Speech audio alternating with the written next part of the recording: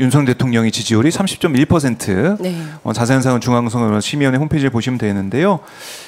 그 정도로 내려와 있습니다. 리얼미터조차도 20%대가 이제 보이는, 더 내려가면 20%대까지 가는 리얼미터 조사인데, 그러다 보니까 이번에 해외 순방 네. 효과가 좀 없었다 이런 얘기도 벌써부터 나오고 있는 거고, 여러 가지 K-실크로드나 이런 얘기를 했지만은 국민들이 판단하기에는 뭐 석유 이 시추 문제도 그렇고 이 사안도 그렇고 해외 순방도 별로 효과를 주고 있지 않은 것 같다는 생각이 들고, 거기다가 카자흐스탄 이 언론에서는 김건희 여사의 이 외모 여기에 대해 또 보도를 해가지고 한바탕 또 소동이 있었습니다. 네. 물론 이 보도 이후에 카자흐 언론이 이 삭제를 했어요. 이 보도 네, 네. 외모 중점 보도한 이 내용은 삭제를 해버렸어요.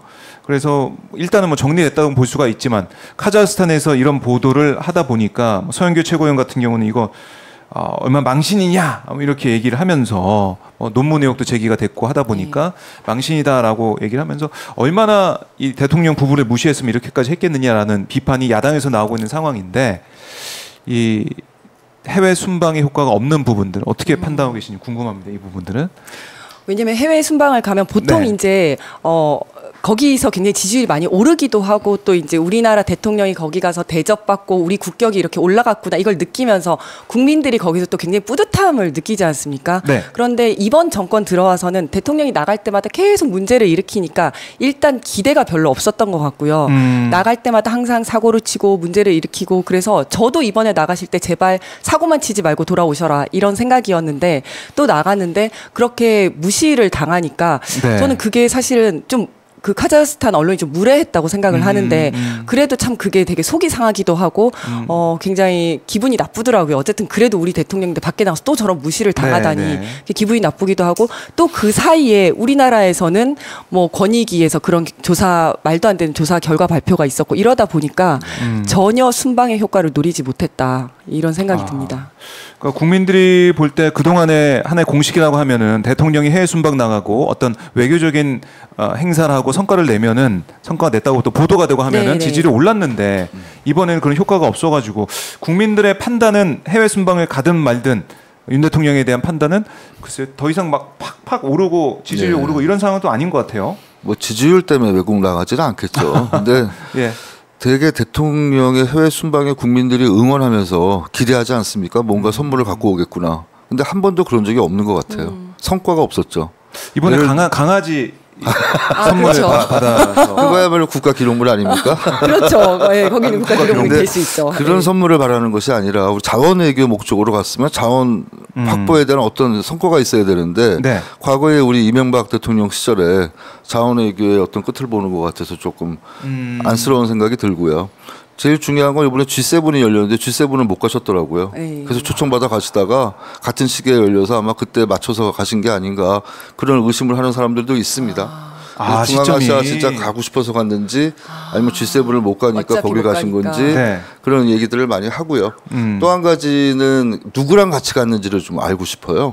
거기 수행 인원에 과연 어떤 분들이 가서 어떤 일을 하고 왔는지, 이번에는 분명히 파헤쳐서 자원 외교를 위해서 누가 가서 어떤 계약을 하고 왔는지를 좀 소상히 국민들께 알려줬으면 좋겠습니다. 네. 그거를 국회가 그런 역할을 해야 되지 않겠습니까? 그렇네요. 아니, 그리고 방금 말씀하신 네. 것처럼 보통 나가서 좀 국익에 도움이 되는 어떤 그런 뭐 계약을 한다든지 이렇게 하고 오잖아요. 네. 그런데 여기서는 이제 하다 보면 그 액트지오 사건이 자꾸 떠오르는 겁니다. 이번에 또 어디 가서 또 뭐 당하고 오시는 거 아니야? 막 이런 생각이 들고, 예, 그런 거죠. 그러니까 이 신뢰적인 면에서는, 그러니까 윤석열 많이. 대통령 어떤 얘기를 하고 이런 게 계속 신뢰가 좀 깎이는 게, 네. 액트지오 문제도 그렇고, 네.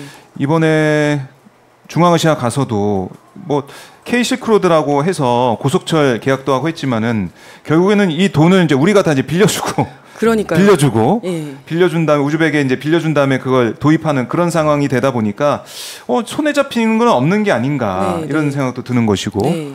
결국에는 전에 했던 몇 달 전에 했던 걸 가지고 또 재탕하는 모습이고. 맞습니다. 또 이번에는 특이했던 게, 예. 비무장지대에 북한군이 들어와서 우리가 경고 사격해서 물러났다 그러지 않습니까? 그 지난 내용이 9일에 그랬죠. 출국 후에 다음 날 나왔어요.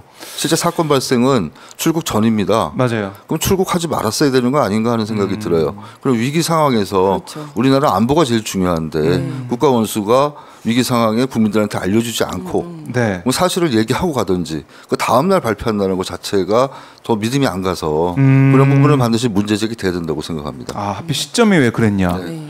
권익위 시점은 순방하는 날. 그렇죠. 예. 종결 처리.